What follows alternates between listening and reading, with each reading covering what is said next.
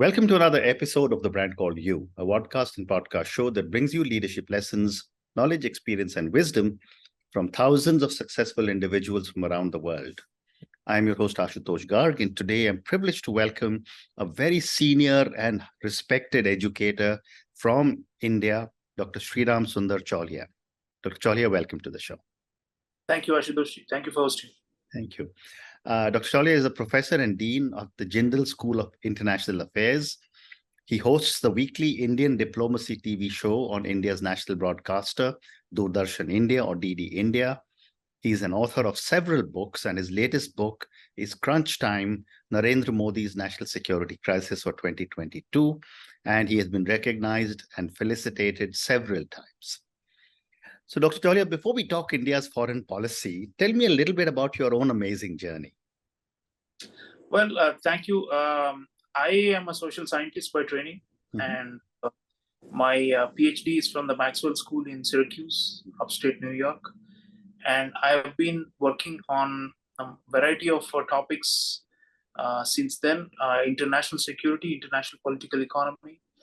And of course, I'm originally from Odisha and Andhra, hybrid between my parents. And I've studied at Delhi University as well. I've done my bachelor's there in St. Stephen's College. And all the other advanced degrees have been overseas. So I came back after a long hiatus in 2009 to help launch this new university in the National Capital Region of Delhi, Gopi Global University. Yeah. So I've been here for more than 14 years now. And we've launched the School of International Affairs since in 2011. And ever since, it's now, we have 650 students and around 50 faculty members covering a wide variety of topics under the broad rubric of international studies. You've already mentioned my TV show on Doordarshan Indian Diplomacy. And I also write newspaper columns in Hindi and English, in Hindi for Dainik Jagran and English for Hindustan Times. So all my life, I can say, I mean, my adult life, what I've been doing is trying to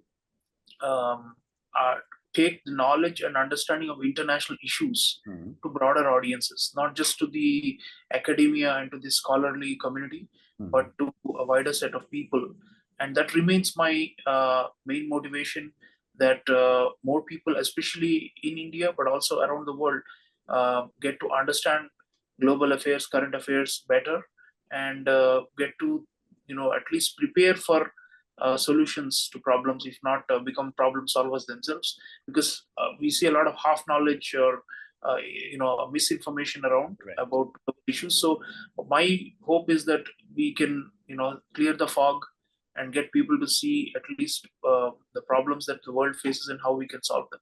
Very interesting. And the world is going through an amazing turmoil right now, but I don't want to get into the current situation. I want to focus on all the work that you have done. And my first question to you, Dr. Chaulia, is how has India's foreign policy evolved since Prime Minister Modi took office? There has been a sea change. I've written 2 books on this. One is called Modi Doctrine 2016, and the other you've already mentioned, Crunch Time 2022. I think the big change is at the level of ambitions. We have set ourselves a goal of becoming a leading power in the world. Never before had we overtly stated that we had a endpoint or a goal in mind. We used to say that the only purpose of our foreign policy is economic development and to give Indians better standard of living. But since Narendra Modi came in, it's been very clear we want to become a leading power in the world, and we want to shape the emerging world order. We want to have a distinct Indian imprint on the rules and the institutions governing the world. And we want to create what we call a multipolar world order where India is one of the big power centers. So I think that, and then subsequent to stating that goal, we have tried to craft a grand strategy and a set of policies, both on thematic and geographical issues, that will help us achieve this ultimate goal of India becoming a leading power in the world. So there are twin goals. One is the leading power. The other is the idea of India as a developed country. And these are two sides of the same coin. you cannot be a developed country without becoming a leading power, because we are 1.4 billion people. So there is the geopolitical aspiration to be in the top three, or I dare say number one in the world in all power aspects. And the other side is for our society to have higher standards of living and to become a high income country. These two in the next 25 years, what we call the Amrit Kal from 2022 to 2047 are going to be defining. So I think what the Modi era has done is to set those long-term targets also, and to have ambitions, and devise a set of policies to achieve those ambitions. Well said.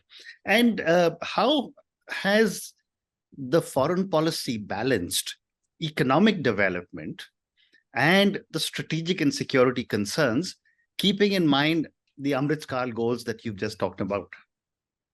Yeah, we have better explained the link between everything we do internationally and the material circumstances of India's people. Because in the past, there was some kind of a disconnect where we would be doing many things or be involved in many parts of the world, but it would not be seen to be generating concrete material benefits for average Indians. So what we've tried to do in the last 10 years, since 2014 especially, is to show the linkage and to consciously design policies that bring developmental benefits for our people. So there are a lot of examples I can share where agreements we sign, or groups that coalitions that we form, or new initiatives that we launch. All of these are linked to generating concrete benefits for our people. And I think that it remains a bottom line. And we have not lost our vision of having a developmental foreign policy. And you can see that with the way, for example, we've dealt with the Russia-Ukraine war since 2022. Despite the Western pressures, we stuck to our line that it's a big country, and 1.4 billion people, they have energy security needs. So we will buy oil from Russia because we are bound and answerable to our people's energy security. So that sort of thing. There are many such things we have been doing to bring the two together. The other thing that has often been spoken about under the Prime Minister Modi's tenure is a realignment of moving very close to the US. I'd love to get your perspective on how has the relations with the US transformed? Yeah, it's a big strategic partnership, and it has grown in scale and in dimensions. And of course, it was not an invention of the Modi era. We have been say that the US-India, goes back for at least more than 2 decades. Correct. It's around 2000, 2001. But what happened lately is, you look at the trade volumes, they have just increased tremendously. They're close to, I think, $200 billion as I speak per annum, US-India, become the largest trading partner, especially in services. So, and I think we have a large diaspora there, and these factors matter a lot. It's and a very influential diaspora in the US. And then secondly, the strategic convergence has increased now because of the perceived China threat. So in earlier times, there was more ambivalence, both on the Indian and the American establishments, about what exactly is China.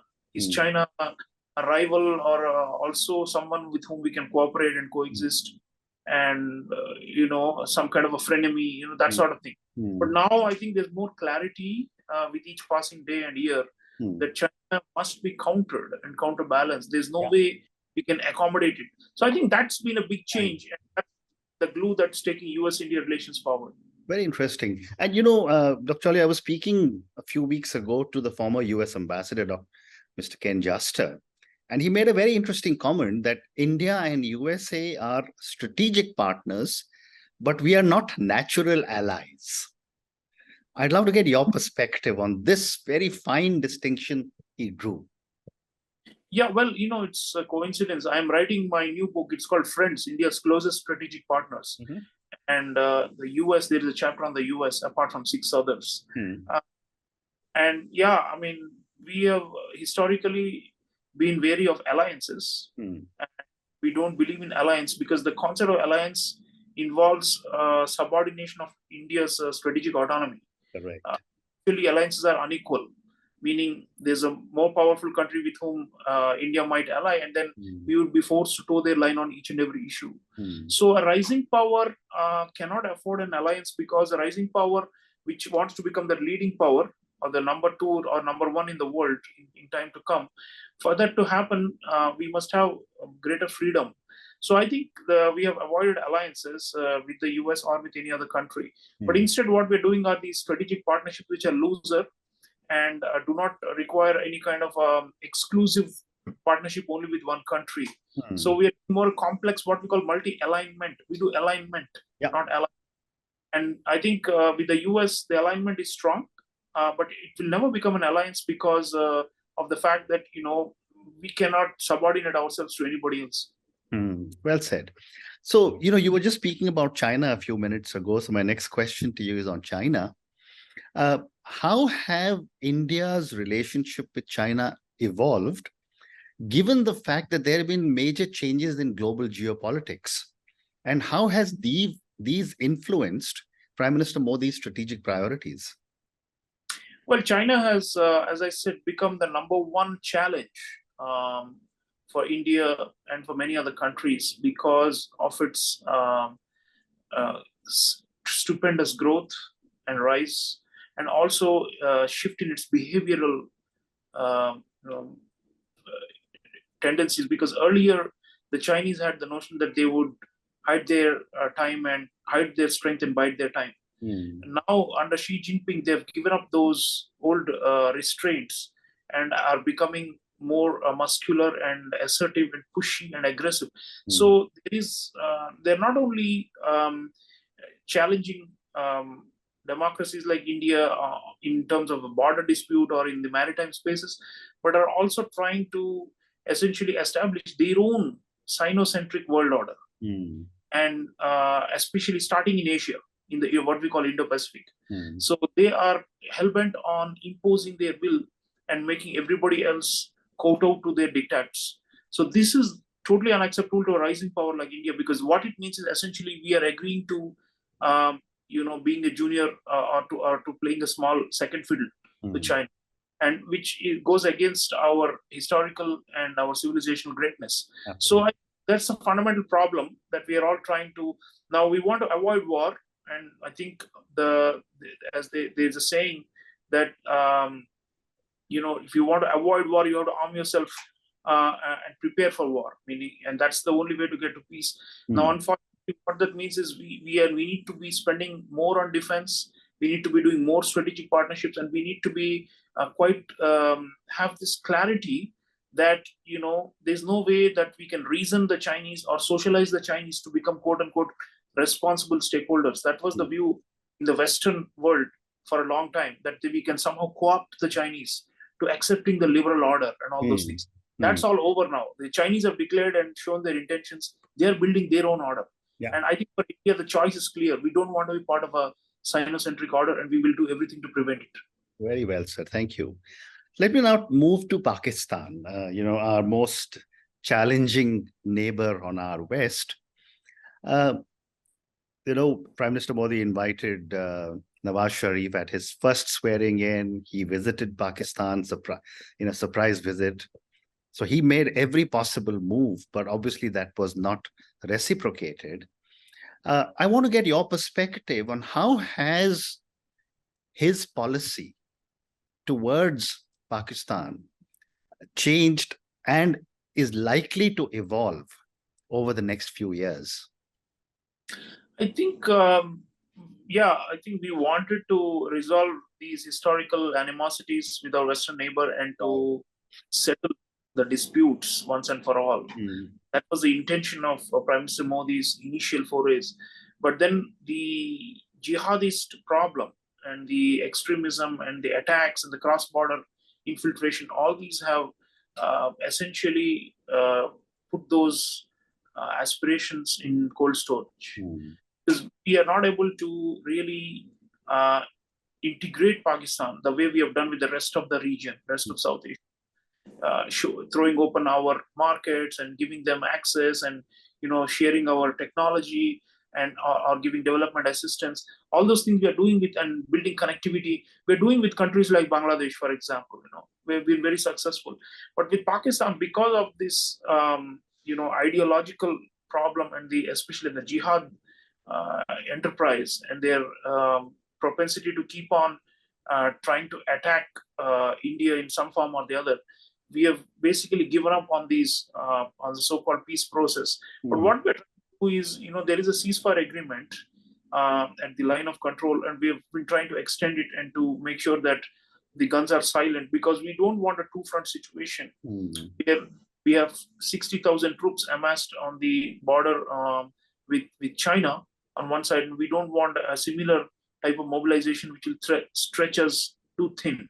Right. So I think increasingly we are trying to keep the Western Front quiet, and where appropriate to retaliate strongly whenever they carry out terrorist attacks. But then otherwise, I don't think we have any intention of escalating conflict with Pakistan, simply because its capacity to grab Indian territory or to cause large-scale damage on India have significantly reduced. So our focus is on China, and we would like to keep these two separate to the extent possible, although there is a China-Pakistan close all-weather alliance as well. But our strategy is to try and separate these two. Well said. And, just continuing with the same discussion and move to the Middle East, the relationships with countries like Saudi Arabia or UAE have never been closer. I mean, he's been given the highest awards by some of these countries, which has surprised a lot of people in Pakistan. I'd love to get your perspective on what is our policy with West Asia. Yeah, you're right. I mean, this has been a transformation. In fact, my new book, Friends, which I'm writing, I wouldn't have had a chapter on the UAE if I was writing this 10 years ago. If I were to rate the top 7 strategic partners of India, the UAE would not even figure at the time. Right. It's right up there, alongside Israel. So what I think this is the Gulf countries, they have been trying to diversify, although they have a US alliance, they've been trying to diversify away towards big countries in Asia, including China and India. And they have signed these strategic partnerships with both China and India. And I think for them, there is a pivot towards Asia from their point of view. And that converges with our Look West or Connect West policy. And what we have done is we have really tapped into the economic potential a lot more. For example, the free trade agreement that we have signed with the Emirates. I mean, this was done in record time, and it was negotiated very quickly, and it is generating massive benefits. So, and they're also, like the US, we have a massive diaspora, Indian diaspora. So we are harnessing all these linkages and making sure that there is also the sovereign wealth funds in these countries that can invest in India in a big way. And they have committed to, I think, over $100 billion. So I think what we need is to bring them in a big way. And then there is also an element of, like you said, the Pakistan factor, because historically, they're part of the OIC, the Organization of Islamic Conference countries. They have sided with Pakistan on Kashmir and all that, but less and less so. The Gulf monarchies are not doing it. Some other countries like Turkey, which are trying to maintain a radical position on Kashmir against India, but UAE and Saudi are not. And so I think, and UAE, by the way, is also big investor in the modernization of Kashmir Valley since the abrogation of Article 370. I'm writing about all this in detail in my book, which should come out next year. But the point is, these countries are Islamic, and at the same time, they're supporting India against Islamist extremism and jihadism emanating from Pakistan. So I think that's a win-win situation for us. Amazing. So I'm going to ask you the very, very topical question, which is Israel now. On the 7th of October, when this whole thing started, Prime Minister Modi was among the first global powerful leaders, very tall leaders, to have mentioned that he condemned Hamas as a terrorist organization. I'd love to get your perspective on Indian-Israel relations. And I've been to Israel a few times, and it's I mean, it's just an amazing kind of welcome we get as Indians. But I'd love to get your perspective on India's relationships with Israel and where do you see this is headed, especially in the context of the relation with the Islamic world for India. Yeah, I mean, it's a balancing act that we do. So while we have UAE and Saudi and even Iran as close partners, on the other hand, we have Israel. And what I think we have succeeded in doing is dehyphenating these two to a large extent, meaning that these countries, Israel does not mind if we build the Chabahar port in Iran. Yeah. Even though Israel and Iran are at, daggers drawn at each other, right? So likewise, the Emirates or Saudi do not insist that India should not have anything to do with Israel. Otherwise, they would not invest in India. They don't do that. So what we try to do is dissociate these, and that's where, because we are not in alliance with any of them, we have flexibility. We can work with both sides of the divide in the Middle East. In any case, these Arab countries have been inching closer to Israel lately. Abraham Accords and all that. So I think we have formed new regional groupings like I2U2. India, Israel, UAE, United States. There's also the IMEC, India, Middle East, Europe Economic Corridor. So there are a lot of exciting things. Of course, they are contingent upon the conflicts and the divisions in the Middle East not becoming full-scale wars. There's that danger, especially since the attacks by Hamas on Israel on October 7th. But still, I would say we are trying to thread the needle here. And the Israeli relationship is important for us, for security, for counterterrorism, for intelligence sharing. A lot of Israel is a big player in our defense market now. It was not the case 10, 15 years ago. Now Israel becomes very vital for us for many advanced defense-related technologies. Also on the Indian side, we're doing a lot of things with Israel. People don't know, I think at least there are 30 agriculture technology institutes in India that are supported by Israel. The Israelis, the Jewish people, after settling in the Holy Lands in 1948, they actually made the desert bloom and the desert flower through advanced agricultural techniques. And our farmers, thousands of them, have been trained across India by the Israelis. Agro-science. And the yield and the know-how with production. So Israelis are amazing. The startups are also worth emulating for our young people, entrepreneurs. It's a startup nation. So I think there are a lot of things the small country of Israel has to give to us, and we are going to continue taking from them, irrespective of the divisions that are completely disrupting normality and order in the Middle East. Fantastic. So I have time for two more questions. My next question is, what, in your opinion, has been the role of soft power, including cultural, people-to-people ties? What role has this played in Prime Minister Modi's foreign policy? I think we have really brought it out center, to the forefront.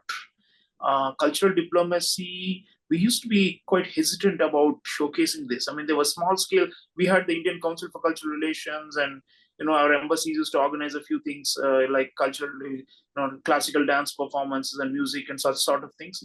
Those are still going on, but over and above it, we have, for example, really focused on major spiritual, forces that emanated from India and brought peace and harmony around the world.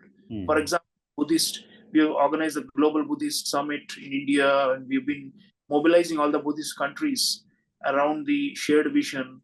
This has been a revelation, because people thought that India is quote unquote a Hindu country, and therefore we have less to do with Buddhism. But we have really highlighted how Buddhism emanated from the subcontinent and went to especially across Asia. So we are building those linkages in a big way. And I would say also the civilizational connect.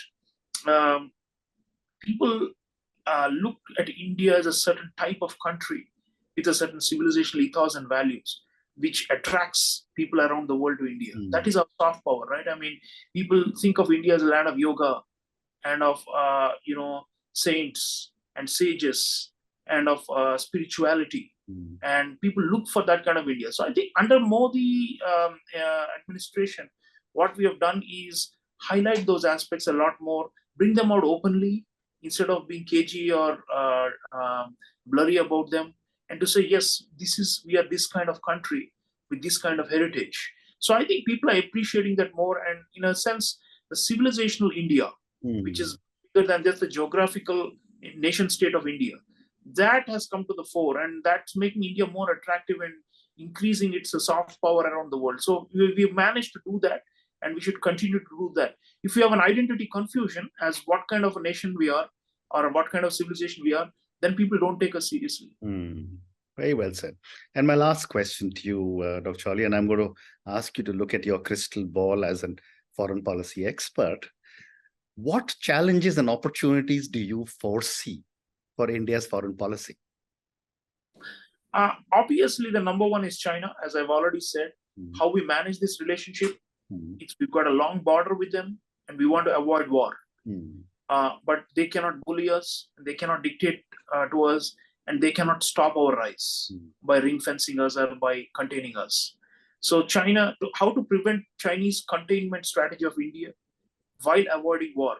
I think this is the biggest long-term challenge in this Amrit Kaal. And that's why I said the strategic partnerships are important as a countervailing force.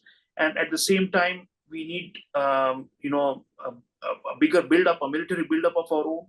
And we need to diversify our economic partnerships. The kind of dependence on imports from China has to lessen. Otherwise, we are in for trouble. So I think that's going to be the number one challenge. The other one, I think managing Western countries, sometimes there is this image, problem that has been created about India in some opinionated and ideologically biased circles in the West, claiming that India, is backsliding as a democracy, or that minorities are under threat, those sort of things. And I think we need to handle that more diplomatically, and we need to be able to win over more friends in the Western world as well. And obviously, they all know that India is a democracy that will be the ultimate counterweight to dictatorial China. But then we need to invest more in opinion framing and opinion shaping in the Western world. If we are able to do that, handle the soft power aspect and also show a harder side of India to the Chinese, I think we will succeed. Amazing.